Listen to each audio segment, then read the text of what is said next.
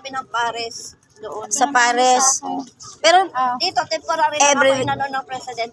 Kasi ano, ayan. Si nanay kasi nagtitinda rito ng mga sari-sari mga palamuti sa ating mga katawan. Katawan pala. Sa ating mga hair daw. Ayan. Ay napansin ko kasi sa kanya na wala siyang payong. Kaya sa susunod na balik ko ay bibigyan natin siya ng payong na malaki. Kasi para hindi naman siya mabasa. Yan lang po ang maibibigay ko. Kunting bagay lang po yan, pero mahalaga. Parang tulad ng pagmamahal, pinahalagahan mo pa. Ayan nanay, babalikan ko po kayo next day. Ayan, bibigyan natin to ng payong. Payong muna, tsaka ng puhunan. kahit ano pa yung nalang. Ayan.